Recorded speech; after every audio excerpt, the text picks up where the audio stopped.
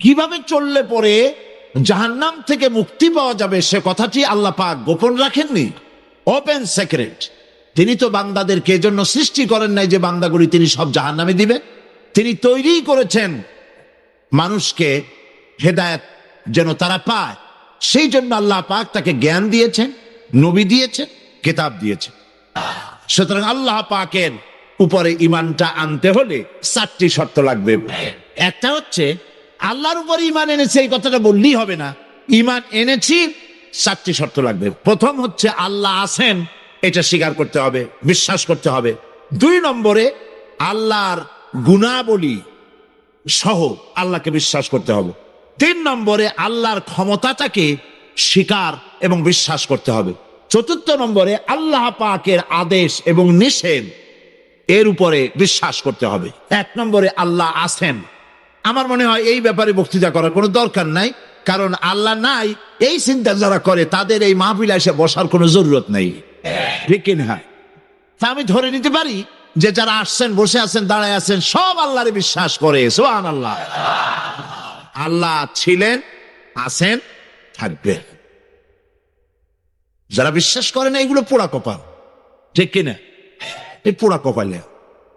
তবে আমি যদ্দূর লেখাপড়া করেছি, যদ্দূর আমি পড়াশোনা করেছি, তাতে আমি দেখেছি আল্লাহ সম্পর্কে সন্দেহ পোষণ কোনো কৃষক করে না, কোনো রিক্সাওয়ালা করে না, কোনো কুলি মজুর করে না, কোনো চিনেবাদাম বিক্রেতা করে না, কোনো মাঝিরা, নৌকার মাঝিরা করে না, সাধারণ মানুষেরা করে না।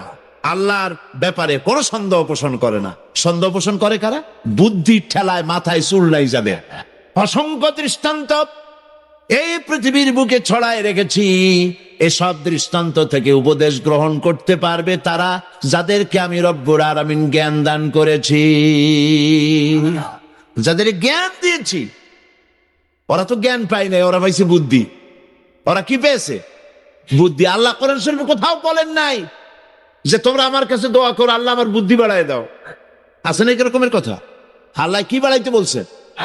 আল্লাহ রাব্বুল আলামিন বান্দাদেরকে শিখায়েছেন, বান্দার আমার কাছে দোয়া কর, রব্বি জিদনি ইলমা।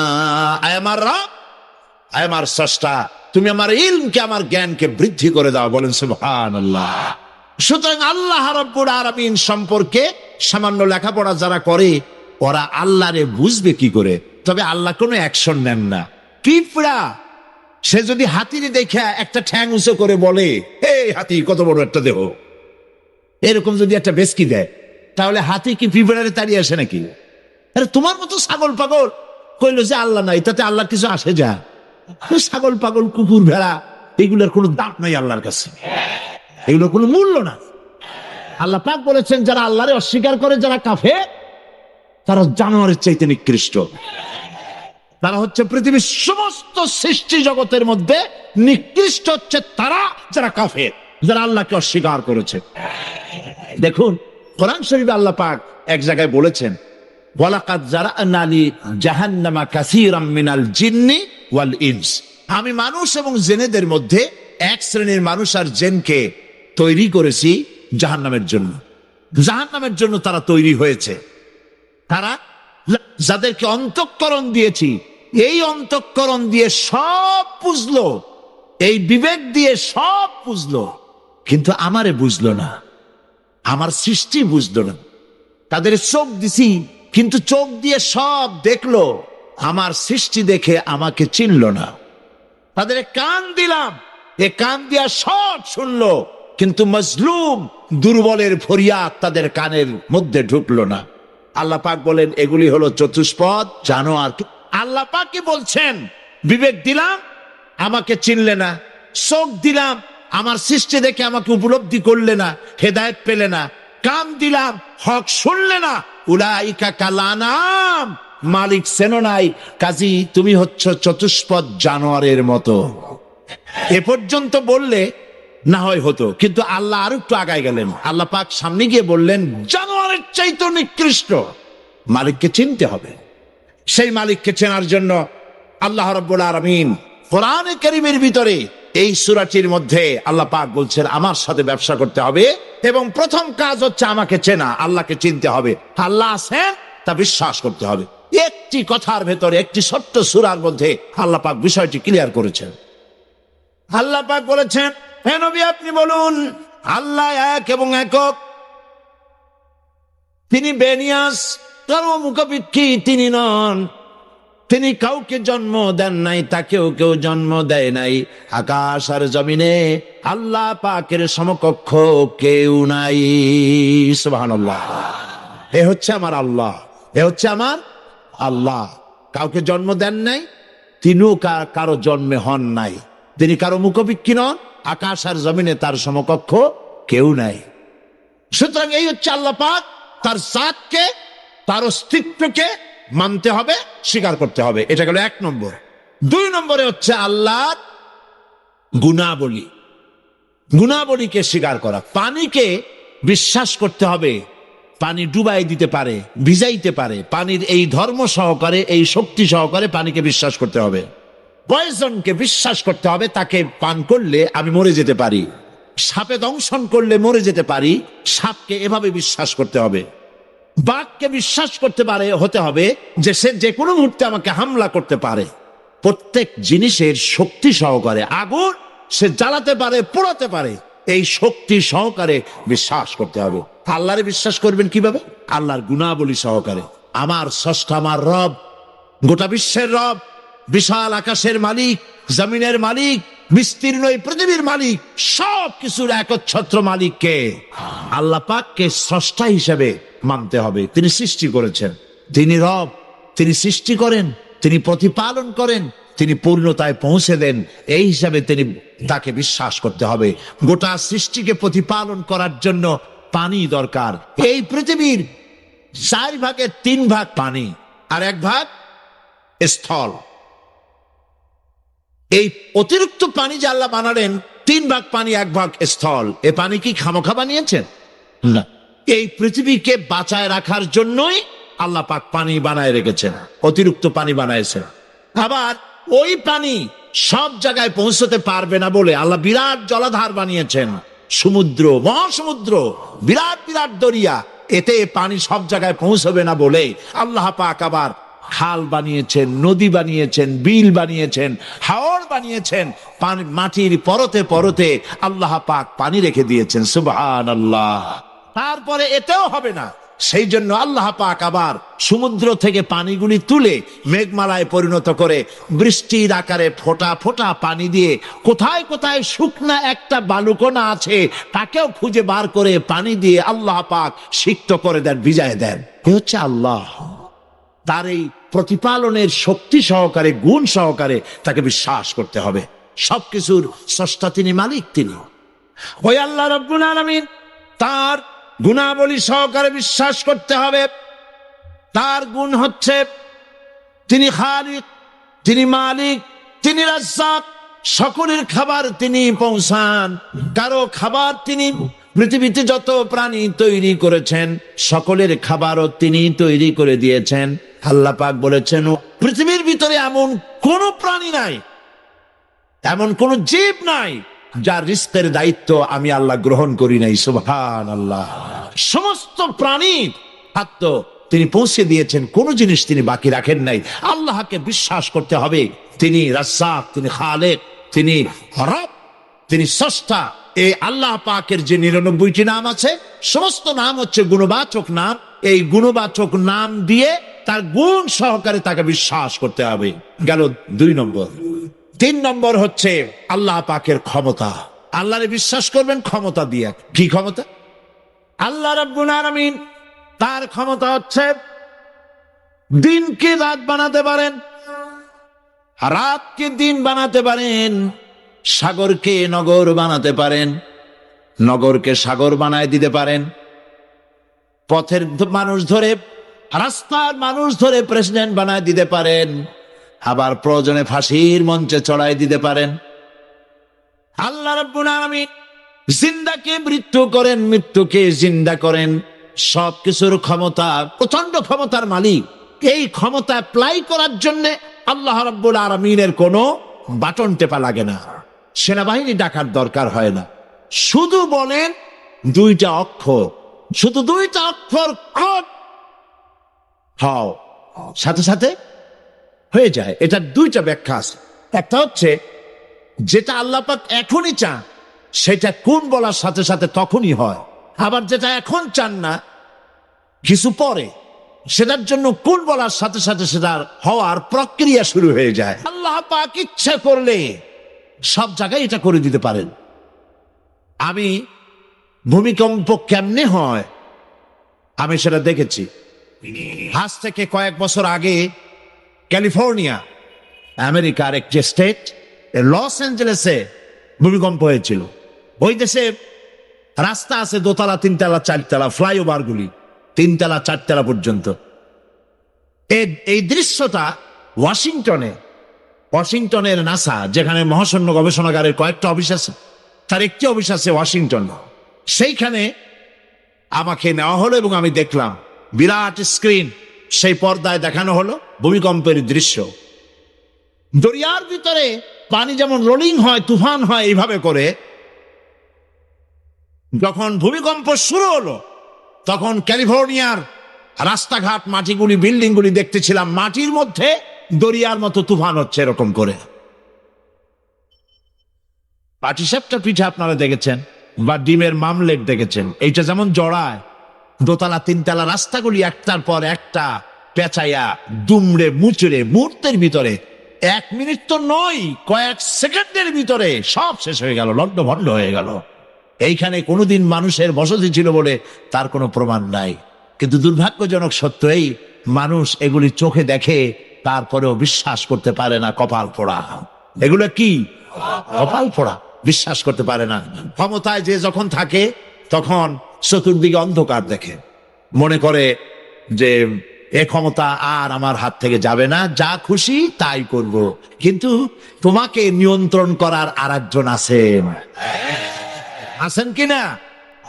সেজন্য আল্লাহ পাক বলেছেন ওয়ামুদ্দুহুম ফি তুগয়ানিহিম ইয়ামাহুন, আমি যারা সীমা লঙ্ঘন করে আমি ঢিল দেই, একশোটে ধরি না, ঢিল দেই, দেখি কদ্দুর পারো। এই জন্য তো ফেরাউন বেঁচে ছিল 950 বছর। কোন কোন কেতাবে লেখা আছে 950 বছর হায়াত পেয়েছিল, জানি না কত বছর পাইছিল। 950 বছরের ভেতরে একদিন তার সর্দিও হয় নাই। ও যেন বলতে না পারে যে যদি আমার অসুখ বিসুখ হইতো তাও তো আমি আল্লাহ তোমারে ডাকতাম। মানে মুনাফিক, কাফের, বেঈমান, অহংকারী, আল্লাহ সুযোগ দেন, পাপিষ্ঠকে সুযোগ দিয়ে দেন। এই কথা যেন বলতে না পারে যে আল্লাহ আর যদি 6টা মাস সময় পাইতাম তাহলে আমি ভালো হয়ে যেতাম। এরকমও সুযোগ দেওয়া হয় না। ঠিক আছে, করতে থাকো, দেখি কদ্দুর পারো। তারপরে যখন সীমা লঙ্ঘন করে করে একদম প্রান্তে এসে যায়, তখন দড়ির অপর প্রান্ত কার কাছে? কার কাছে? ঘুড়ি যত উপরেই ওড়ে, ঘুড়ির লাটায় ওই পেছনে একটা সুতা আছে, সেই সুতাটা আর একজনের হাতে, ঠিক না? ঘুড়ি যতই মনে করুক যে আমি পাল্লা দিয়ে মঙ্গল গ্রহে যাব, যেখানে খুশি সেখানে যাব, ঘুড়ির এই অহংকার মিশে বেশি দূরে যেতে পারবে না, যেহেতু তোমার পেছনে একটা দড়ি আছে, সেই দড়িটা আর একজনের হাতে। এই দড়িতে যখন টান দেওয়া হবে কাছে ফিরে আসতে হবে, যেখান থেকে উৎপত্তি সেখানেই ফিরে আসতে হবে। সুতরাং আল্লাহ পাকের এই প্রচন্ড ক্ষমতাকে বিশ্বাস করতে হবে যে তিনি বিরাট ক্ষমতার মালিক। ফকিরকে আমির বানান, আমিরকে ফকির বানান, আবার প্রয়োজনে ইচ্ছে করলে পথের লোক ধরে, কেউ চেনে না কেউ শোনে না, আল্লাহ পাক ধরে নিয়ে বাদশা বানান, আবার যখন আল্লাহ নারাজ হন তখন ফাঁসিতে ঝুলায় দেন। প্রচন্ড ক্ষমতার মালিক তিনি। আল্লাহ পাককে বিশ্বাস করার জন্য 4টি শর্তের: আল্লাহর অস্তিত্বে বিশ্বাস, গুণাবলীতে বিশ্বাস, ক্ষমতায় বিশ্বাস, 4 নম্বরে হচ্ছে তার হুকুম এবং আহকামে বিশ্বাস। আল্লাহ পাক যেসব আদেশ করেছেন, নিষেধ করেছেন, সেগুলি মানতে হবে। আল্লাহ যা হুকুম করেছেন তা মানতে হবে, যা নিষেধ করেছেন তার থেকে ফিরতে হবে। তাহলে বোঝা যাবে যে আপনি আল্লাহকে বিশ্বাস করেছেন। আল্লাহর বিশ্বাস করি কিন্তু আল্লাহর আইন মানি না, এই বিশ্বাসের কোনো দাম আছে? বলেন, দাম আছে? আল্লাহকে বিশ্বাস করি অথচ ইসলামকে বলি মৌলবাদ। ইসলামের কাজ যারা করে তাদেরকে বলি মৌলবাদী। আর যাই হোক, এগুলো মুসলমান না, এগুলি মুনাফিক। জন্য আল্লাহ পাক বলছেন জাহান্নামের কঠিন শাস্তি থেকে বাঁচার জন্য আমার সাথে ব্যবসা করো। এই ব্যবসার মধ্যে তিনটা পুঁজি, আমার সাথে ব্যবসা করো। সেই ব্যবসার পুঁজি হলো তিনটি। এখন আল্লাহর প্রতি ঈমান আনলে পরে উপকার কি কি কি উপকার হয়? ঈমান, আল্লাহর প্রতি ঈমান আনলে অনেক লাভ। আল্লাহর উপরে ঈমান আনার এক নম্বরের লাভ হচ্ছে আত্মমর্যাদার সৃষ্টি হয়। যারা আল্লাহর উপর ঈমান আনে তাদের আত্মমর্যাদার সৃষ্টি হয়, পার্সোনালিটি, শখসিয়ত তৈরি হয়। এমন শখসিয়ত হয়, শখসিয়ত মানে কি? পার্সোনালিটি। পার্সোনালিটি মানে কি? ব্যক্তিত্ব। ব্যক্তিত্ব তৈরি হয়। সে কোনো পাগল শ্রেণীর লোক হয় না। তার চলায়, তার বলায়, তার ওঠায় ব্যক্তিত্বের ছাপ ফুটে ওঠে। এই ব্যক্তিত্বের পরিস্ফুটনের কথা বিশ্বকবি বলেছেন। আল্লামা ইকবাল রহমতুল্লাহ আলাইহি তিনি বলছেন, নিজের ব্যক্তিত্বের পরিস্ফুটন এভাবে গড়ে তোলো, পার্সোনালিটি, শখসিয়ত এভাবে তৈরি করো যাতে আল্লাহ পাক তোমার তকদির লেখার সময় তোমারে জিজ্ঞেস করে, বান্দা তুই বল তোর তকদিরটা আমি কিভাবে লিখবো। সুবহানাল্লাহ বলে। ঈমান যে আনে তার মধ্যে মর্যাদার সৃষ্টি হয়, সে কোনো কিছুকে ভয় পায় না, আত্মমর্যাদা আসে। আল্লাহর প্রতি ঈমান আনায় মানুষ বিনয় এবং বিনম্র প্রকাশ করে, সে অহংকারী হতে পারে না। আল্লাহর উপরে যে ঈমান আনে সে অহংকারী হইতে পারে না, কারণ আল্লাহ বলে দিয়েছেন যারা অহংকারী, যারা স্বৈরাচারী, যারা জালিম, আল্লাহ পাক তাদেরকে বলছেন, হে পৃথিবীর মানুষেরা, জেনেরা, যদি সম্ভব করতে পারো, আমার আইন ভালো লাগে না, আমার ইসলাম পছন্দ হয় না, আমার আলেম ভালো লাগে না, আমার কোরআন ভালো লাগে না, অবস্থা যদি এমনটি হয়, বেরিয়ে যাও, বেরিয়ে যাও।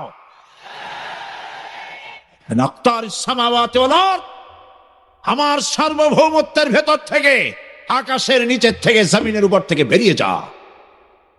হানফুজু লা তানফুজু ইল্লা বিসুলতান। কোথায় যাও?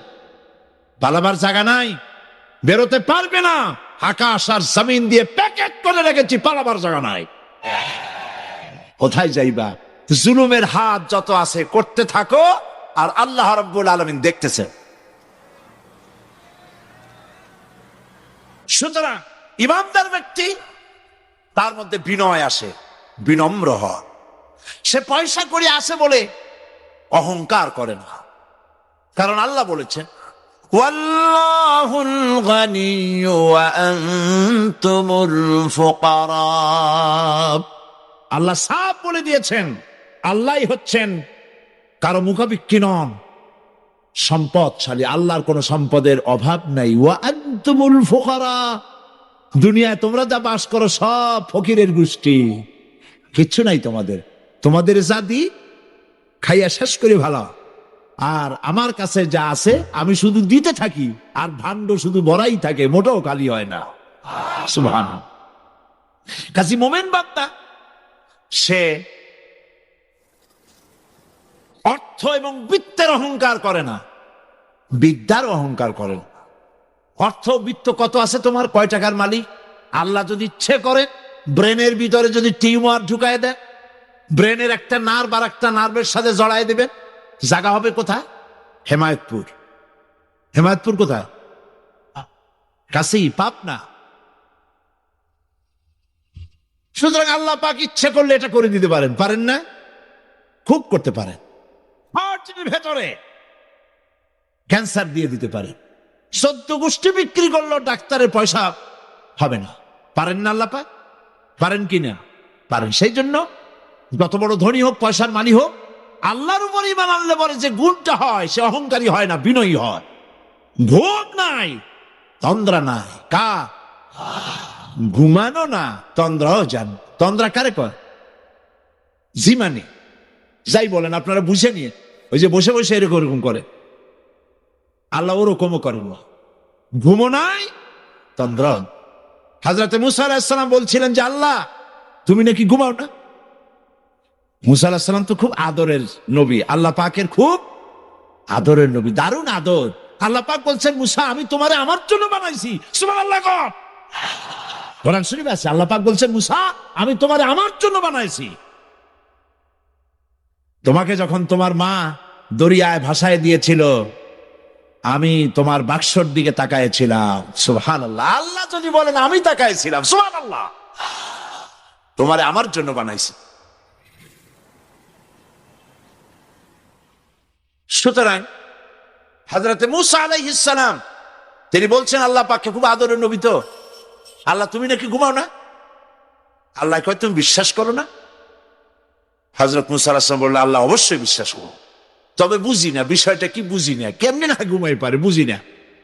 আল্লাহ আচ্ছা ঠিক আছে, তুমি যখন বিশ্বাস করছো তখন আর অসুবিধা নেই, বিশ্বাস না করলে মুসিবত ছিল। পয়গম্বর মানুষ, তাকে তো বলতেই হবে বিশ্বাস করি, তবে বুঝি না। আল্লাহ কয় ঠিক আছে, বিশ্বাস যখন করো আমি বুঝাই দেবো, নিয়ে আসো এক গ্লাস পানি। এক গ্লাস পানি নিয়ে আসলাম, দাঁড়ায় থাকো। মূসা আলাইহিস সালামকে আল্লাহ বললেন পানি নিয়ে দাঁড়ায় থাকো, আর ঘুমের আল্লাহ করলেন মূসারে ধর।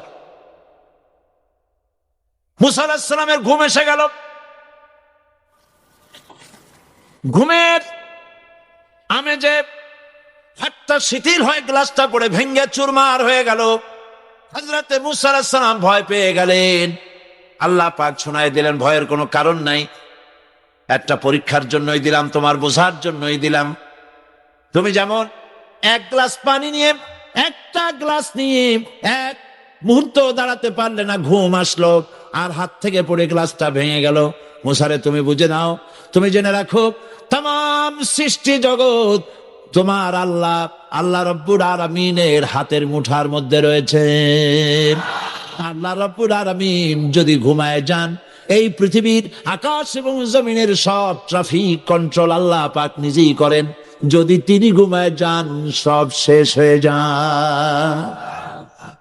বাংলাদেশে কি হচ্ছে, পৃথিবীর কোথায় কি হচ্ছে তা আল্লাহ দেখছেন না? চিল্লায় বলো দেখছেন না? সে আল্লাহ রাব্বুল আলামিন তিনি পরিষ্কার করে বলছেন, যারা নাকি মুমিন বান্দা তারা অহংকারী হয় না, ক্ষমতায় থাকুক ক্ষমতায় না থাকুক, কোন অবস্থাতেই অহংকারী হতে পারে না। আল্লাহ পাক শোনায় দিয়েছেন, যারা অহংকার করে তাদেরকে পরিষ্কার করে বলেছেন, ওয়ালা তামশি ফিল আরদি মারহা, খবরদার আমার জমিনের উপরে অহংকারের পথে বড় হেঁটো না। দেখছেন না কত আছে অহংকার করে হাঁটে, জমিনের উপরে জুতা পায়ে দিয়ে মচ মচ করে হাঁটতে থাকে। ওয়ালা তামশি ফিল আরদি মারহা ইন্নাকা লান তাখরিকাল আরদা, তুমি কি তোমার পদাঘাত দিয়ে আমার জমিনটারে ভাটায় দিতে পারবা? বলেন পারবে? যদি শক্তি থাকে দাও লাথি, তোমার ঠ্যাং ভাঙবে, মাটির কিচ্ছু। ওয়ালান তাখরিকাল আরদা মা, তুমি আমার এই জমিনটাকে ধসাই দিতে পারবে না। আর ওয়ালান তাবলুগাল জিবালা তুলা, আর পাহাড়ের উচ্চতা লাফ দিয়ে তুমি ছাড়াই যেতে পারবে না। আমার জমিনও ফাটাইতে পারবে না লাথি দিয়া, লাফ দিয়া পাহাড়ের উচ্চতাও ছাড়াইতে পারবে না। তো এত লাফাও কেন? কম লাফাও, শক্তি কম দেখাও। আল্লাহ রাব্বুল আলামিন আবার বলেন, আল্লাহর বান্দা যারা, সত্যিকারের বান্দা যারা, তারা দুনিয়ার বুকে বিনয়ের সাথে হাঁটে, মাথা নিচু করে বিনয়ের সাথে হাঁটে। সুবহানাল্লাহ আলহামদুলিল্লাহ। এই আল্লাহর প্রতি ঈমানের সব থেকে বড় লাভ হচ্ছে আত্মমর্যাদা সম্পন্ন বানায়। ঈমান তাকে বিনয় এবং বিনম্র বানায়, অহংকারী বানায় না। আর অহংকার করে তুমি যাবা কই? কদ্দুর ক্ষমতা তোমার? আল্লাহ কোরআন শরীফের বহু আয়াত দিয়ে এই কথাগুলি বলেছেন। আর এটা গেল দুই। আল্লাহর উপরে ঈমান আনার 3 নম্বরের ফায়দা হলো, মুমিন ব্যক্তির মধ্যে বীরত্ব এবং নির্ভীক ভাব তার মধ্যে এসে যায়। সে নিজে মুজাহিদ, সে বীর, সে কাপুরুষ নয়। সুবহানাল্লাহ। আল্লাহর উপর ঈমানের কারণে বীরত্ব এবং নির্ভীকতার প্রশিক্ষণ তার মধ্যে তৈরি হয়ে যায়। কারণ মানুষের সবচেয়ে বড় ভয় হলো মৌতে। বলেন তো দেখি বড় ভয় কিসের? বলেন সবাই। আর যারা বললেন না তারা, তাদের মৌতের কোনো ভয় নেই। মৌতের ভয় আছে কিনা? আছে। কিন্তু ভয় করে যাবেন কই? ভয় তো সেইটারে করা যায় যেটাকে ভয় করে এড়ানো যায়। এখন মৃত্যুকে ভয় করে আপনি কি এড়াইতে পারবেন? পারবেন? আল্লাহ পাক বলছেন মুমিন নির্ভীক হবে, বীরত্বে পরিপূর্ণ হবে, কাপুরুষ হবে না, মৌতের ভয়তে পালায়ে বেড়াবে না। আল্লাহ পাক বলছেন মরণ থেকে পালাও তুমি, মরণ তোমায় লইবে ঘিরি, যদিও সুদূর আকাশ পানে, লুকাও সেথায় লাগিয়ে সিঁড়ি। এ মহারোগের চিকিৎসক নাই, নাই সে ঔষধ জগতে, খুঁজিয়া কাতর হইলে কি হবে, পারিবে না তারে ফিরাতে। মৃত্যু যখন তোমার এসে যাবে, তোমাকে মৌতের হাত থেকে কেউ রেহাই দিতে পারবে না। মৃত্যু তোমার হবেই। সুতরাং মৌত যখন হবে তখন তাকে ভয় করে তো কোনো লাভ নাই। আর মৃত্যু কোথায় হবে, কখন হবে, আমরা কেউ জানি না। কোন মাঠে, কোন ময়দানে, কখন মৌত হবে কারো জানা নাই। আল্লাহ পাকের কি প্রচন্ড ক্ষমতা, কি ইচ্ছা তা। মৃত্যুর জন্য সময়ও লাগবে, জায়গাও লাগবে, দুটো জিনিস এক হতে হবে। আল্লাহর যাকে যে মৃত্যু দিবেন, মৃত্যুর জন্য সময় এবং জায়গা দুটোর কম্বিনেশন হতে হবে। আটতলা থেকে পড়বে ঠিক, কিন্তু মরবে না। আজরাইল অপেক্ষা করতেছে রাস্তায়, বাস আসবে যখন। আটতলা থেকে পড়লো, অবিশ্বাস্য ভাবে লোকটা বেঁচে গেল। আর হসপিটালে তার যাওয়া হলো না, গাড়ির দরজা খুললো, রাস্তা দিয়ে পড়লো, আজরাইল দ্রুত তার কাম সেরে চলে গেল।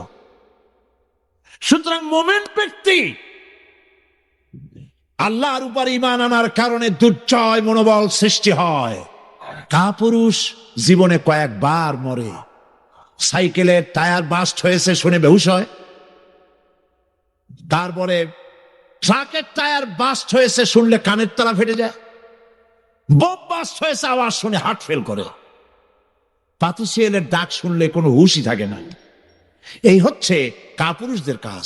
আর ইমানদার ব্যক্তি এগুলি পরোয়া করে না। তার জানা আছে যে আমার নির্ধারিত সময়ের এক মুহূর্ত আগে আমার মৌত হবে না। তো মৌত যখন আমার জন্য অবধারিত, দুনিয়ায় আসছি যখন, মৌত যখন হবেই, সেই মৌত বিড়ালের মতো হোক, তাকে চান?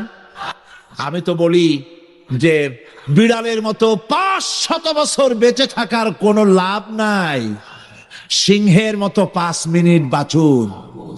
মির্জাফরের মতো 50 বছর বেঁচে থাকায় লাভ নাই, খালিদ বিন ওলীদের মতো, সিরাজউদ্দৌলার মতো বেঁচে থাকুন। সেই জন্য এই ক্ষণস্থায়ী জীবনকে কেন সেই অনন্ত সুখময় জীবনের জন্য উৎসর্গ করে দেব না, যা আল্লাহর কাছে পাওয়া যাবে কিয়ামতের দিন। মুমিন ব্যক্তি তার বড় ফায়দা, সে সাহসী হয়। সুবহানাল্লাহ বলে। দেখেন বুখারী শরীফের হাদিস, যুদ্ধের জন্য, বদরের যুদ্ধ, হুজুর সাল্লাল্লাহু আলাইহি ওয়াসাল্লাম সৈন্যদেরকে রিক্রুট করছেন, কিন্তু কথা বলতে গিয়ে রাসূল করিম সাল্লাল্লাহু আলাইহি ওয়াসাল্লাম দাওয়াত দিচ্ছেন, কিন্তু মনে মনে চিন্তাও করছেন যে সামান্য কিছু লোক, অস্ত্রপাতি কম, এই জিহাদের অবস্থাটা তারা কিভাবে নেবে। একজন যুবক সাহাবী দাঁড়ায় গেলেন, তার নাম মিকদাদ রাদিয়াল্লাহু তাআলা আনহু। যুবক, এই পৃথিবীতে যুবকদের ইসলামের সবচাইতে অবদান কাদের? চিল্লায় বলো। যুবকদের অবদান সবচাইতে বেশি। হযরত মিকদাদ রাদিয়াল্লাহু তাআলা আনহু তিনি দাঁড়ায় গেলেন, তিনি বললেন, ইমদি বিনা ইয়া রাসূলুল্লাহ হাইসু মা তাশা। হাদিস, হে রাসূল, আপনি আমাদেরকে নিয়ে চলুন। কত সৈন্য তারা আসতেছে, কত অস্ত্র নিয়ে আসতেছে, এটা আমাদের ভাববার বিষয় নয়। আপনি আমাদের নিয়ে চলুন, হাইসু মা তাশা আয়ে হাইসু মা আমারাকাল্লাহ। আল্লাহ আপনাকে যেদিকে আমাদের নিয়ে যাইতে কয়, আপনি সেই দিকে আমাদের নিয়ে চলুন। অর্থাৎ হে রাসূল, আমরা বনি ইসরাইলের মতো বলবো না। শোনেন, আমরা বনি ইসরাইলের মতো বলবো না যে মুসা তুমি এবং তোমার আল্লাহ এই দুইজনই গিয়ে ফেরাউনের বিরুদ্ধে যুদ্ধ করো, আমরা যাবো না, আমরা এরকম বসে থাকবো। এই কথা আমরা বলবো না। আমরা মুসা আলাইহিস সালামের উম্মত নই, আমরা মুহাম্মদ সাল্লাল্লাহু আলাইহি ওয়াসাল্লামের উম্মত। বরং আমরা বলবো, বাল ইযহাব আনতা ওয়া রাব্বুকা ফাকাতিলা ইন্না মাআকুমা মুকাতিলুন। বরং আমরা বলবো, আপনি চলুন, আমরা আপনার সাথে আল্লাহর হুকুম মাফিক লড়ব, জিহাদ করব, ততক্ষণ পর্যন্ত মা দামাত আইনুম মিন্না তাতাররাফ, যতক্ষণ পর্যন্ত আমাদের চোখের পাতা নড়তে থাকে ততক্ষণ আপনার সাথে থেকে কাফেরের বিরুদ্ধে লড়াই করে যাব। জীবনের পরোয়া তারা করেন নাই, জীবনের পরোয়া করেননি। হুজুর সাল্লাল্লাহু আলাইহি ওয়াসাল্লাম দারুণ ভাবে খুশি হয়ে গেলেন।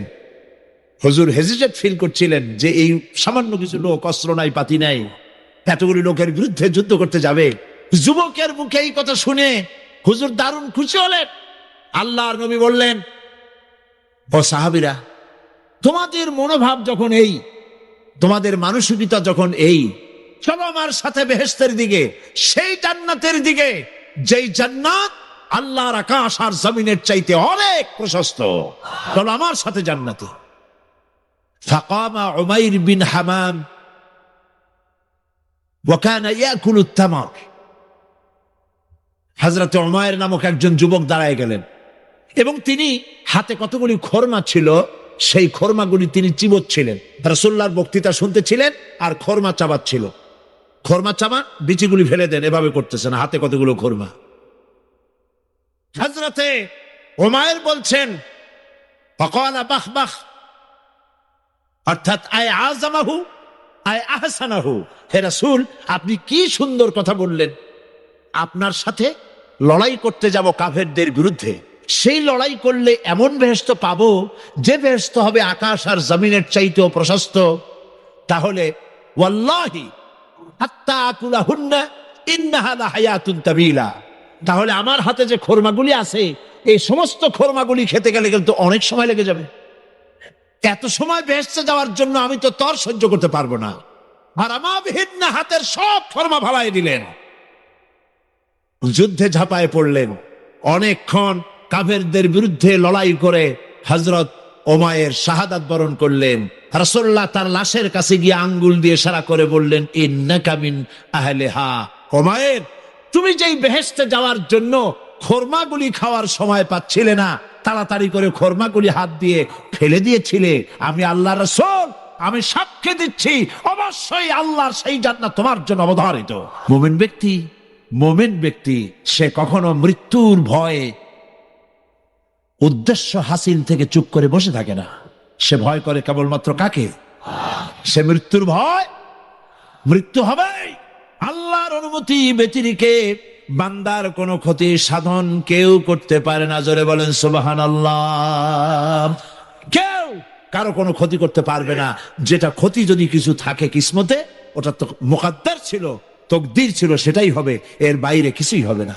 সুতরাং মুমিন ব্যক্তি সে সাহসী হবে, সে কখনো চিন্তা করবে না মৃত্যুর ভয়ের। উদ্দেশ্য হাসিলের জন্য হয় শরীরের পতন, না হয় মন্ত্রের সাধন, ডু অর ডাই, সে আল্লাহর জন্য তার জীবন দিতে প্রস্তুত থাকবে। কারণ আল্লাহ পাক বলেন, আমি আমার মুমিনের জান আর মালকে আমি খরিদ করে নিয়েছি, বিনিময়ে আমার বান্দাকে আমার জান্নাত দান করে দিয়েছি। জোরে কোন সুবহানাল্লাহ। মুমিনের জান আর মালকে নিয়েছেন, বিনিময় কি দেবেন? জান্নাত দান করে দিবেন। এটা হলো মুমিনদের আল্লাহর প্রতি ঈমান আনার জন্য 3 নম্বরের কোয়ালিটি। 4th নম্বরে আল্লাহর উপর ঈমান আনলে 4 নম্বরের যে ফায়দাটা, সে ফায়দা হচ্ছে আশাবাদ এবং মানসিক প্রশান্তি। আল্লাহর প্রতি একটা নির্ভরতা এবং আশার সৃষ্টি হয়ে যায়, সে কখনো নিরাশ হয় না। কারণ একটা মানুষ পাপ করলো, চুরি করেছে, ডাকাতি করেছে, জেনা করেছে, হত্যা করেছে, শয়তানি করেছে, বদমাশি করেছে, সব করেছে। এখন শয়তান তাকে ওয়াসওয়াসা দিতে পারে।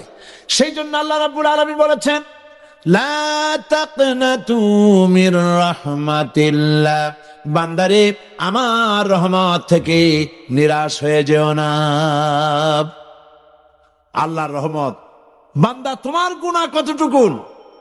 তোমার গুনাহ যদি হয় পাহাড় সমান, আমার রহমত আকাশ সমান। তোমার গুনাহ যদি হয়ে যায় আকাশ সমান, তাহলে আমার রহমত তো আমার আরশে আজিমকে ছাড়ায় গেছে। সুবহানাল্লাহ। সুতরাং ইমানদার লোকদের আশা হয়, দুরারোগ্য ব্যাধি তাকে ধরেছে, সে হতাশ হবে না, মরে যাওয়ার জন্য প্রতীক্ষায় সে সময় গুনবে না। বরং তার মনের মধ্যে আশার সঞ্চার হবে, আমার রোগ আল্লাহ ভালো করে দিতে পারেন। পারেন না? আমাদের জাতির পিতা কি নাম কি? হযরত ইব্রাহিম আলাইহিস সালাম। কোরআন শরীফের ভিতরে তার কথা আল্লাহ পাক কোট করে দিয়েছেন। আমাদের জাতির পিতা হযরত ইব্রাহিম আলাইহিস সালাম বলেছেন, আর আমি যখন ক্ষুধার্ত হই তিনি আমাকে খাওয়ান, যখন তৃষ্ণার্ত হই তিনি আমাকে পান করান। ওয়াইদা মারিতু ফাহুয়া ইয়াশফিন, আর যখন আমি অসুস্থ হই, রোগাক্রান্ত হই, আল্লাহ রাব্বুল আলামিন তখন আমাকে রোগ মুক্ত করে দেন। সুবহানাল্লাহ। আমার অসুখ হলে কে রোগ মুক্ত করেন?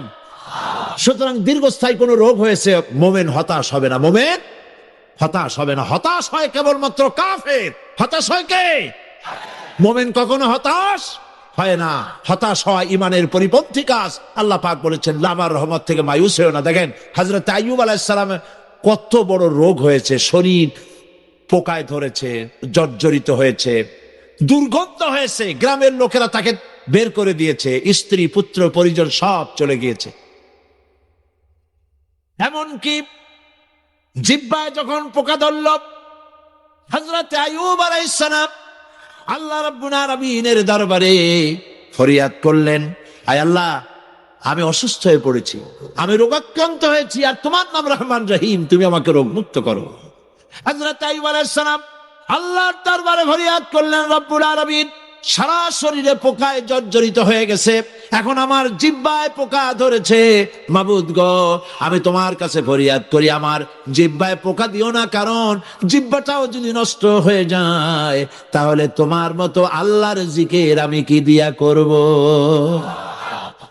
হযরত আইয়ুব আলাইহিস সালাম আল্লাহ পাকের কাছে যখন এ ধরনের ফরিয়াদ জানালেন, রব্বুল আলামিন তাকে তার রোগ মুক্ত করে দিলেন, তার স্ত্রী পুত্র সব আল্লাহ রব্বুল আলামিন ফিরাইয়া দিলেন। সুবহানাল্লাহ। সুতরাং মুমিন ব্যক্তি, কোরআন শরীফে সব আছে, কোরআনের মতো শ্রেষ্ঠ ওয়াজের কিতাব পৃথিবীতে আর শুধু বোঝার দরকার। বিপদে, যত বড় বিপদ আসুক, কোন বিপদে মুমিন ধৈর্য হারাবে না। হযরত ইয়াকুব আলাইহিস সালামের ছেলে ইউসুফ আলাইহিস সালামকে যখন তিনি হারায় ফেললেন, তিনি অধৈর্য হয়ে গেছিলেন নাকি? অধৈর্য হন নাই।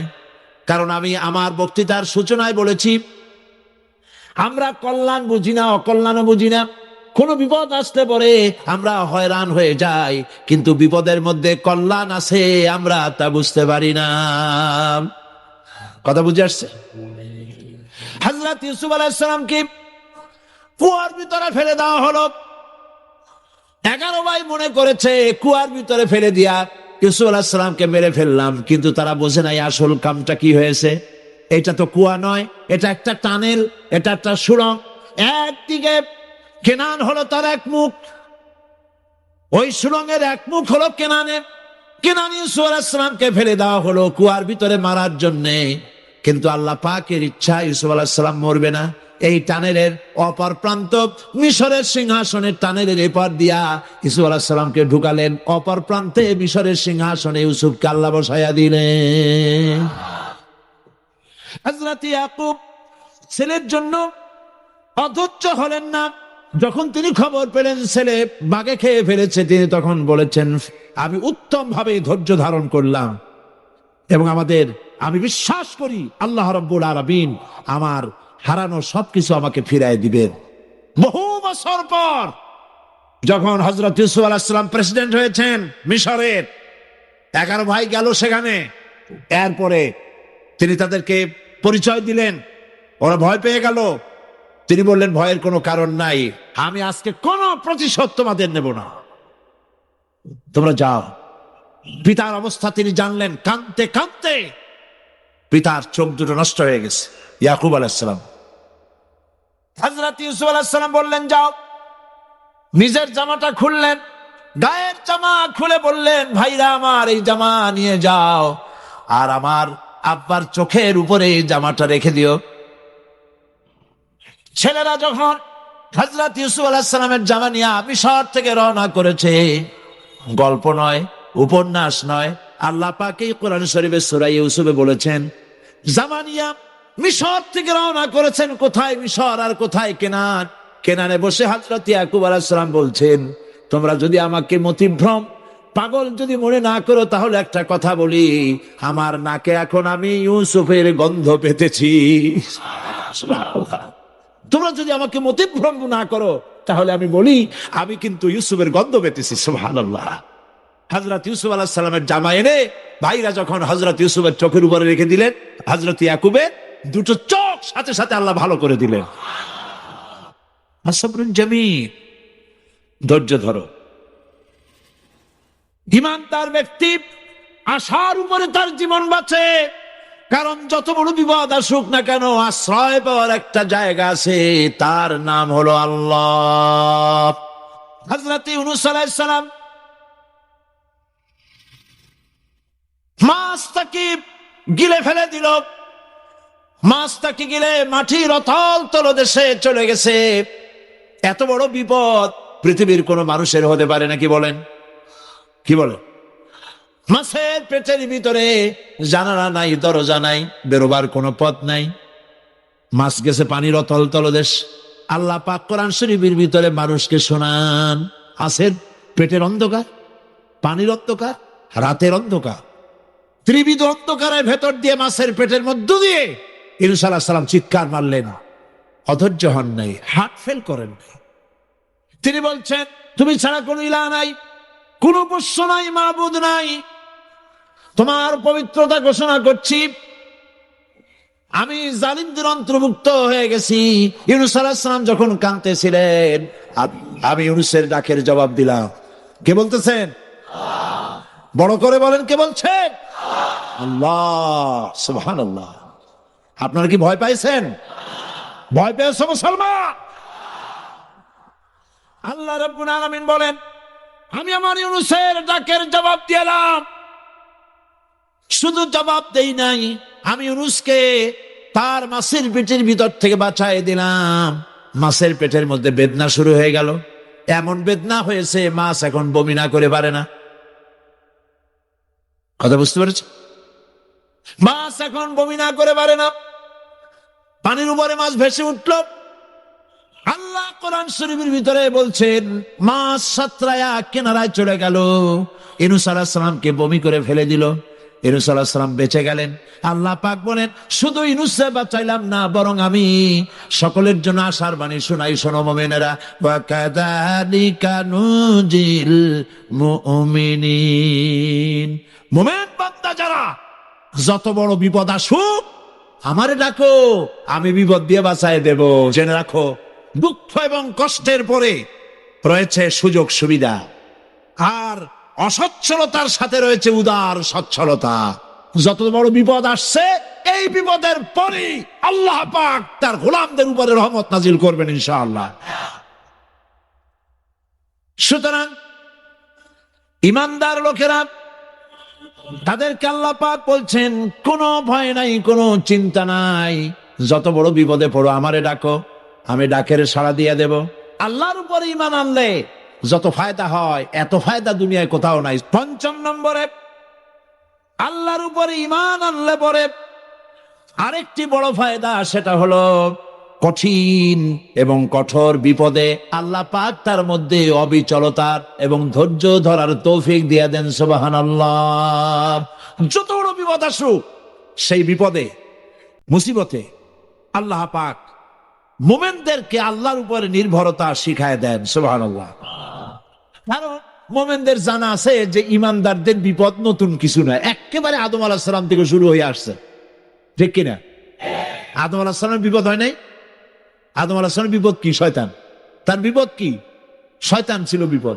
আবহমান কাল থেকে শুরু করে মুহাম্মদ সাল্লাল্লাহু আলাইহি সাল্লামের চেরাগকে, নূরকে, ঈমানকে, ইসলামকে নিভায় দেওয়ার জন্য আবু জাহেলের গোষ্ঠীরা চিরকাল চেষ্টা করেছে। সব চেষ্টা কর্পূরের মতো উড়ে গেছে, মুহাম্মদ সাল্লাল্লাহু আলাইহি সাল্লামের চেরাগ টিম টিম করে জ্বলতে রয়েছে। তারা চায় মুখের ফু দিয়া, কারা? কাফেরেরা। ইসলাম সহ্য করতে পারে না যারা, ওরা চায় মুখের ফু দিয়া আমার আলোটাকে নির্বাপিত করে দেবে। আল্লাহ পাক বলেন ওয়াল্লাহু মুতিম্মু নূরি, আমি আমার নূরকে পূর্ণতা দান করব।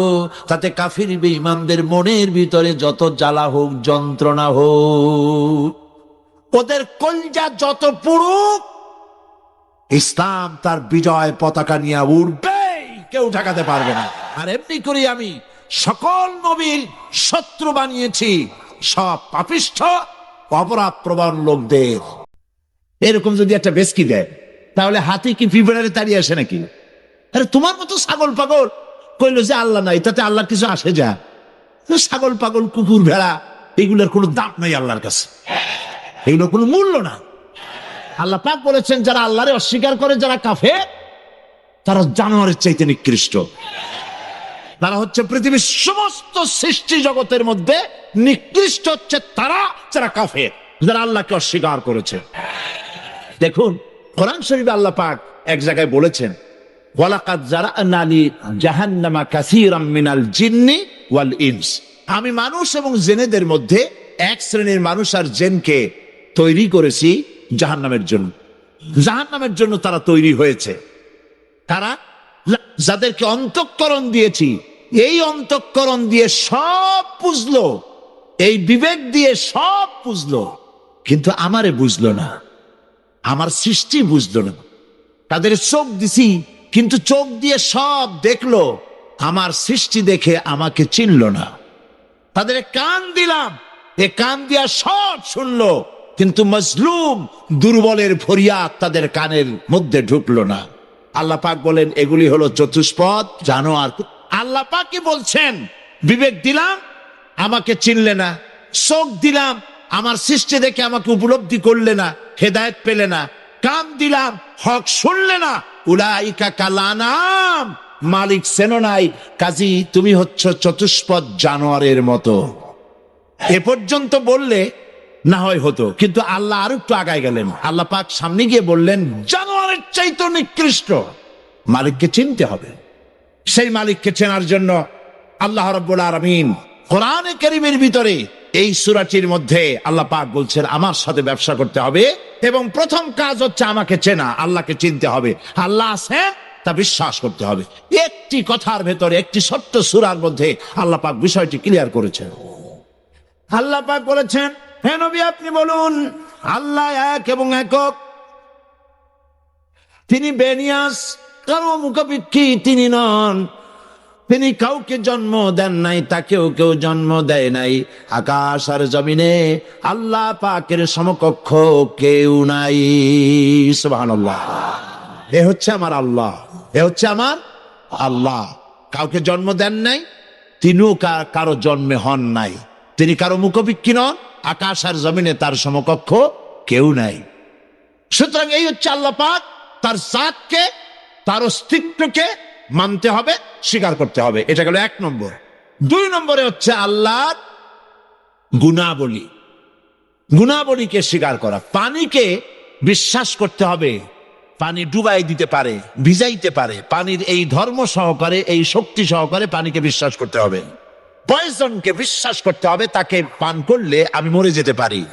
সাপে দংশন করলে মরে যেতে পারি, সাপকে এভাবে বিশ্বাস করতে হবে।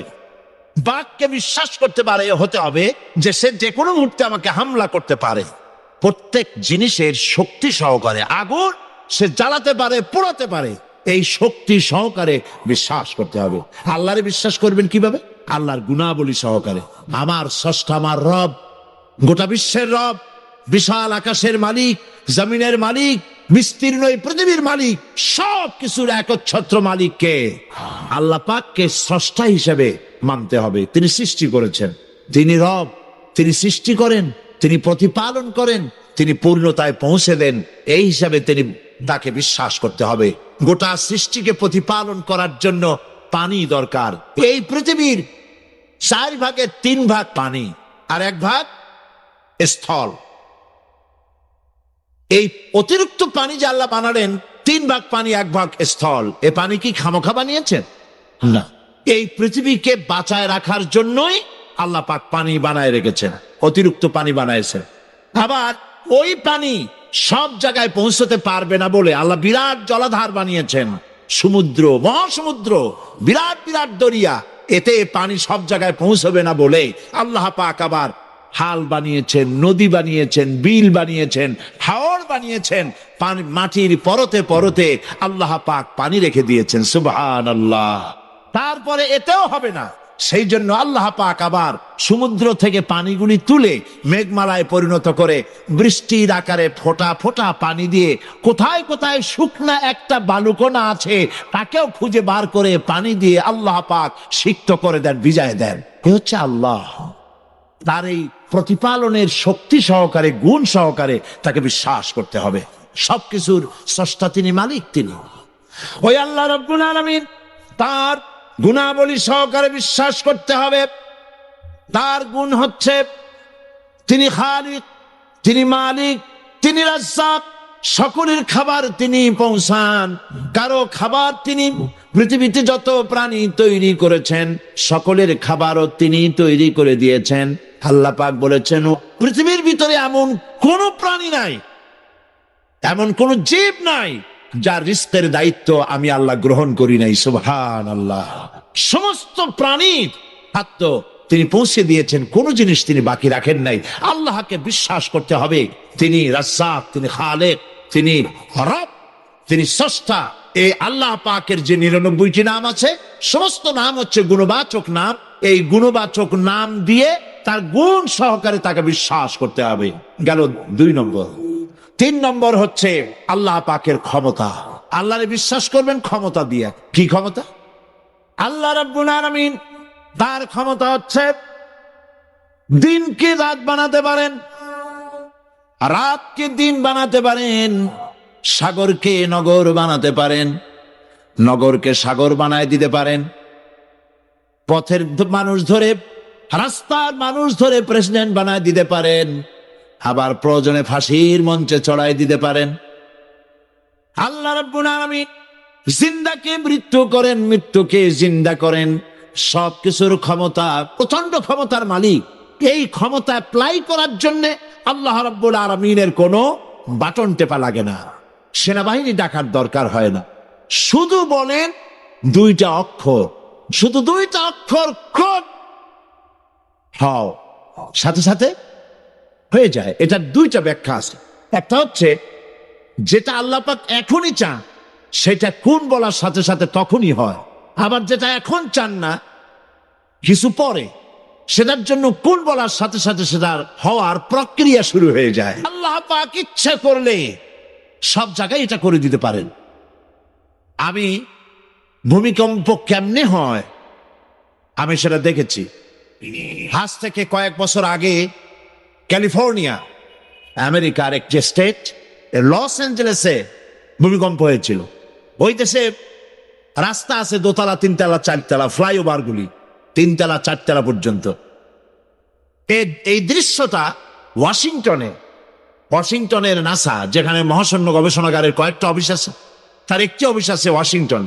সেইখানে আমাকে নেওয়া হলো এবং আমি দেখলাম বিরাট স্ক্রিন, সেই পর্দায় দেখানো হলো ভূমিকম্পের দৃশ্য। দরিয়ার ভিতরে পানি যেমন রোলিং হয়, তুফান হয়, এইভাবে করে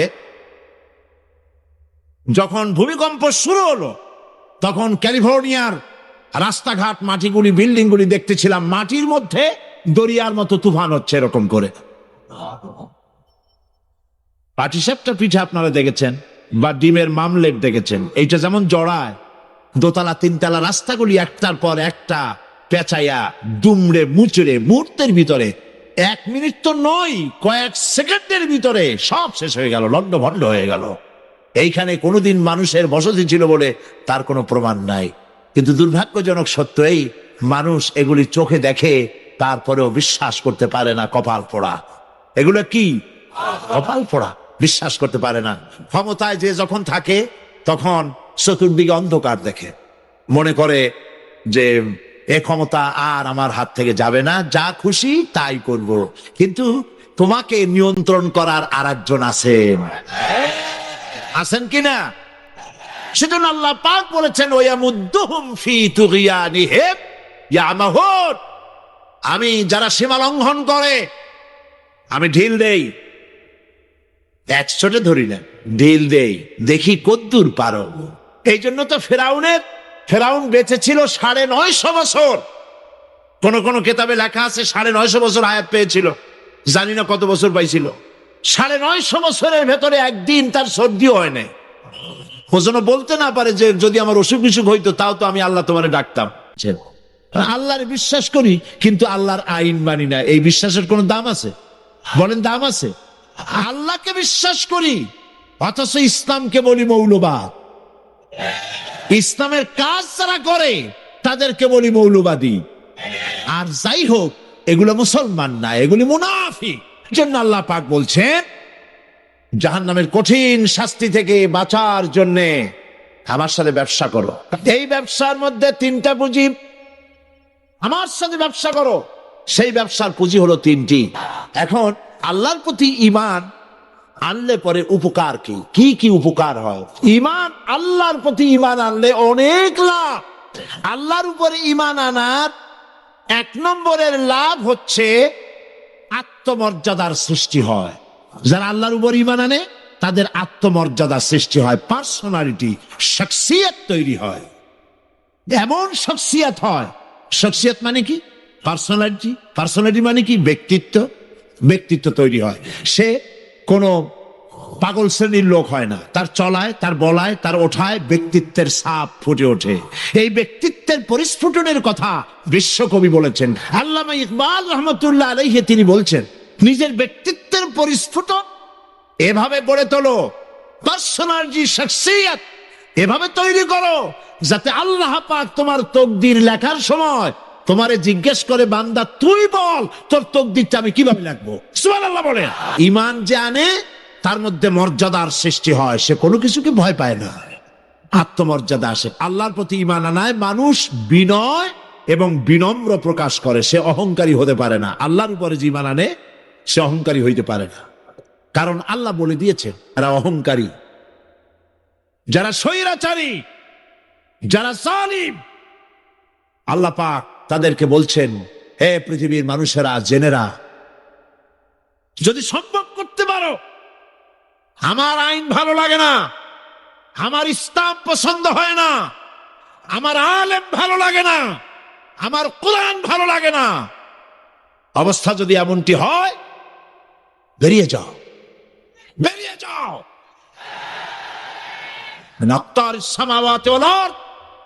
আমার সার্বভৌমত্বের ভেতর থেকে, আকাশের নিচের থেকে, জমিনের উপর থেকে বেরিয়ে যা। ফানফুজু লা তানফুজু ইল্লা বিসুলতান। কোথায় যাও? পালাবার জায়গা নাই, বেরোতে পারবে না। আকাশ আর জমিন দিয়ে প্যাকেট করে রেখেছি, পালাবার জায়গা নাই। কোথায় যাইবা? জুলুমের হাত যত আছে করতে থাকো, আর আল্লাহ রাব্বুল আলামিন দেখতেছেন। সুতরাং ইমানদার ব্যক্তি, তার মধ্যে বিনয় আসে, বিনম্র হয়। সে পয়সা করে আসে বলে অহংকার করে না, কারণ আল্লাহ বলেছেন ওয়াল্লাহুল গানিয়্যু ওয়া আনতুমুল ফুকারা। আল্লাহ সাফ বলে দিয়েছেন আল্লাহই হচ্ছেন কারো মুখাপেক্ষী নন, সম্পদশালী। আল্লাহর কোন সম্পদের অভাব নাই। ওয়া আনতুমুল ফুকারা, দুনিয়ায় তোমরা যা বাস করো সব ফকিরের গোষ্ঠী, কিচ্ছু নাই তোমাদের। তোমাদের জাতি খাইয়া শেষ করে ভালো, আর আমার কাছে যা আছে আমি শুধু দিতে থাকি, আর ভাণ্ড শুধু ভরাই থাকে, মোটেও খালি হয় না। সুবহানাল্লাহ। কাজী মোমেন বান্দা সে অর্থ এবং বিত্তের অহংকার করে না, বিদ্যার অহংকার করে না। অর্থ বিত্ত কত আছে তোমার, কয় টাকার মালিক?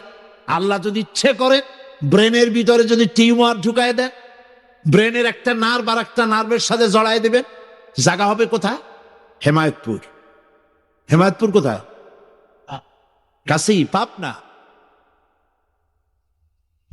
সুতরাং আল্লাহ পাক ইচ্ছে করলে এটা করে দিতে পারেন, পারেন না? খুব করতে পারেন। হার্টের ভেতরে ক্যান্সার দিয়ে দিতে পারেন। 14 গোষ্ঠী বিক্রি করলেও ডাক্তারের পয়সা হবে না, পারেন না আল্লাহ পাক? পারেন কিনা? পারেন। সেই জন্য যত বড় ধনী হোক, পয়সার মালিক হোক, আল্লাহর উপর ঈমান আনলে পরে যে গুণটা হয়, সে অহংকারী হয় না, বিনয়ী হয়। ঘুম নাই, তন্দ্রা নাই, কা ঘুমানো না, তন্দ্রাও যান। তন্দ্রা কারে কয়? জিমানি। যাই বলেন আপনারা বুঝে নিয়ে, ওই যে বসে বসে এরকম করে, আল্লাহ ওরকমও করেন না। ঘুমো নাই, তন্দ্রা। হযরত মুসা আলাইহিস সালাম বলছিলেন যে আল্লাহ তুমি নাকি ঘুমাও না। মুসা আলাইহিস সালাম তো খুব আদরের নবী, আল্লাহ পাকের খুব আদরের নবী, দারুণ আদর। আল্লাহ পাক বলছেন মুসা আমি তোমারে আমার জন্য বানাইছি। সুবহানাল্লাহ।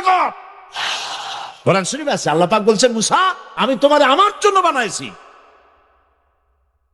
তোমাকে যখন তোমার মা দরিয়ায় ভাসায় দিয়েছিল, আমি তোমার বাক্সর দিকে তাকায়েছিলাম। সুবহানাল্লাহ। আল্লাহ যদি বলেন আমি তাকায়েছিলাম, সুবহানাল্লাহ, তোমারে আমার জন্য বানাইছি।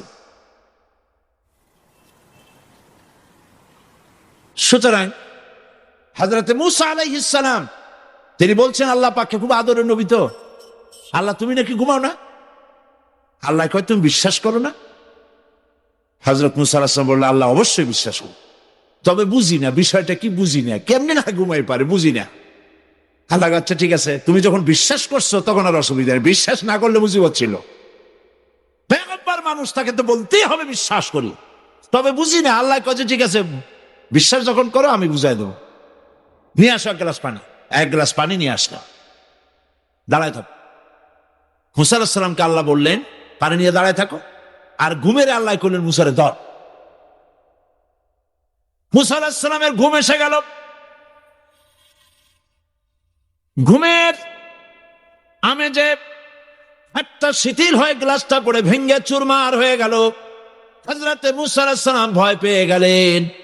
আল্লাহ পাক শোনায় দিলেন ভয়ের কোনো কারণ নাই, একটা পরীক্ষার জন্যই দিলাম, তোমার বোঝার জন্যই দিলাম। তুমি যেমন এক গ্লাস পানি নিয়ে, একটা গ্লাস নিয়ে এক মুহূর্ত দাঁড়াতে পারলে না, ঘুম আসলো আর হাত থেকে পড়ে গ্লাসটা ভেঙে গেল। মুসারে তুমি বুঝে নাও, তুমি জেনে রাখো তাম সৃষ্টি জগৎ তোমার আল্লাহ আল্লাহ রব্বুল আলামিনের হাতের মুঠার মধ্যে রয়েছে। আল্লাহ রব্বুল আলামিন যদি ঘুমায় যান, এই পৃথিবীর আকাশ এবং জমিনের সব ট্রাফিক কন্ট্রোল আল্লাহ পাক নিজেই করেন। যদি তিনি ঘুমায় যান সব শেষ হয়ে যায়। বাংলাদেশে কি হচ্ছে, পৃথিবীর কোথায় কি হচ্ছে তা আল্লাহ দেখছেন না? চিল্লায় বলো দেখছেন না? সে আল্লাহ রাব্বুল আলামিন তিনি পরিষ্কার করে বলছেন যারা নাকি মুমিন বান্দা তারা অহংকারী হয় না, ক্ষমতায় থাকুক ক্ষমতায় না থাকুক কোন অবস্থাতেই অহংকারী হতে পারে না। আল্লাহ পাক শোনায় দিয়েছেন যারা অহংকার করে তাদেরকে পরিষ্কার করে বলেছেন ওয়ালা তামশি ফিল আরদি মারহা, খবরদার আমার জমিনের উপরে অহংকারের পথে বড় হেঁটো না। দেখছেন না কত আছে অহংকার করে হাঁটে, জমিনের উপরে জুতা পায়ে দিয়ে মচ মচ করে হাঁটতে থাকে। ওয়ালা তামশি ফিল আরদি মারহা ইন্নাকা লান তাখরিকাল আরদা, তুমি কি তোমার পদাঘাত দিয়ে আমার জমিনটারে ভাটায় দিতে পারবা? বলেন পারবে?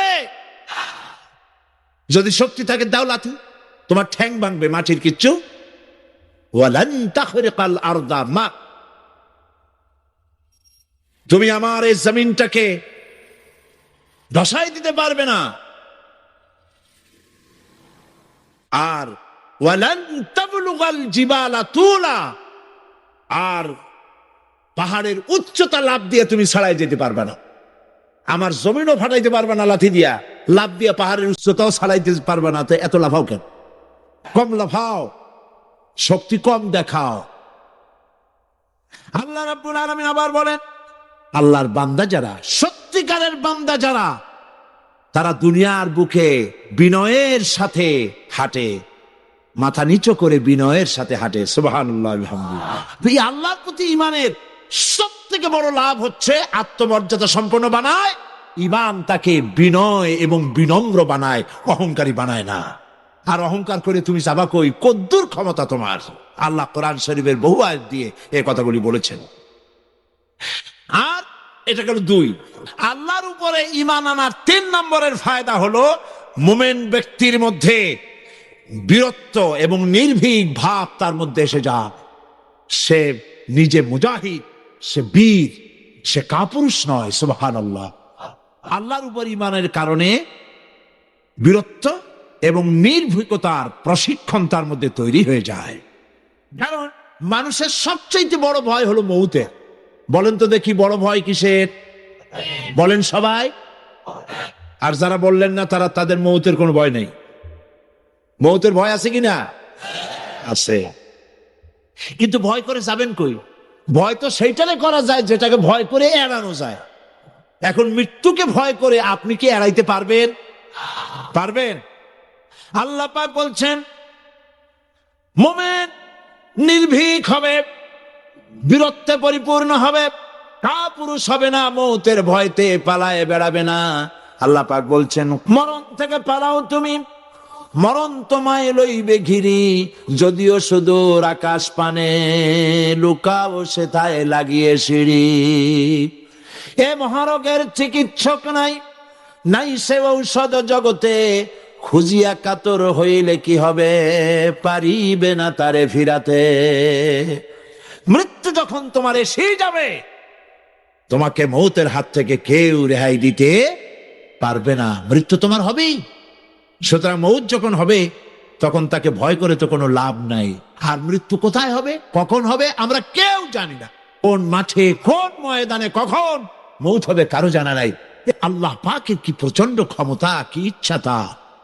মৃত্যুর জন্য সময়ও লাগবে, জায়গাও লাগবে, দুটো জিনিস এক হতে হবে। আল্লাহর যাকে যে মৃত্যু দিবেন, মৃত্যুর জন্য সময় এবং জায়গা দুটোর কম্বিনেশন হতে হবে। 8 তলা থেকে পড়বে ঠিক, কিন্তু মরবে না। আজরাইল অপেক্ষা করতেছে রাস্তায়, বাস আসবে যখন। 8 তলা থেকে পড়লো, অবিশ্বাস্য ভাবে লোকটা বেঁচে গেল। আর হসপিটালে তার যাওয়া হলো না, গাড়ির দরজা খুললো, রাস্তা দিয়ে পড়লো, আজরাইল দ্রুত তার কাম সেরে চলে গেল। সুতরাং মুমিন ব্যক্তি আল্লাহর উপর ঈমান আনার কারণে দুর্জয় মনোবল সৃষ্টি হয়। কাপুরুষ জীবনে কয়েকবার মরে। সাইকেলের টায়ার বাস্ট হয়েছে শুনে বেহুশ হয়। তারপরে ট্রাকের টায়ার বাস্ট হয়েছে শুনলে কানের তলা ফেটে যায়। বোম বাস্ট হয়েছে আওয়াজ শুনে হার্ট ফেল করে। পাতুশিয়ালের ডাক শুনলে কোনো হুশই থাকে না। এই হচ্ছে কাপুরুষদের কাজ। আর ইমানদার ব্যক্তি এগুলি পরোয়া করে না। তার জানা আছে যে আমার নির্ধারিত সময়ের 1 মুহূর্ত আগে আমার মৌত হবে না। তো মৌত যখন আমার জন্য অবধারিত, দুনিয়ায় আসছি যখন, মৌত যখন হবেই, সেই মৌত বিড়ালের মতো হোক, তা কি চান? আমি তো বলি যে বিড়ালের মতো 500 বছর বেঁচে থাকার কোনো লাভ নাই। সিংহের মতো 5 মিনিট বাঁচুন। মির্জাফরের মতো 50 বছর বেঁচে থাকায় লাভ নাই। খালিদ বিন ওলীদের মতো, সিরাজউদ্দৌলার মতো বেঁচে থাকুন। সেই জন্য এই ক্ষণস্থায়ী জীবনকে কেন সেই অনন্ত সুখময় জীবনের জন্য উৎসর্গ করে দেব না, যা আল্লাহর কাছে পাওয়া যাবে কিয়ামতের দিন। মুমিন ব্যক্তি তার বড় ফায়দা, সে সাহসী হয়। সুবহানাল্লাহ বলে। দেখেন বুখারী শরীফের হাদিস, যুদ্ধের জন্য, বদরের যুদ্ধ, হুজুর সাল্লাল্লাহু আলাইহি ওয়াসাল্লাম সৈন্যদেরকে রিক্রুট করছেন। কিন্তু কথা বলতে গিয়ে রাসূল করিম সাল্লাল্লাহু আলাইহি ওয়াসাল্লাম দাওয়াত দিচ্ছেন, কিন্তু মনে মনে চিন্তাও করছেন যে সামান্য কিছু লোক, অস্ত্রপাতি কম, এই জিহাদের অবস্থাটা তারা কিভাবে নেবে।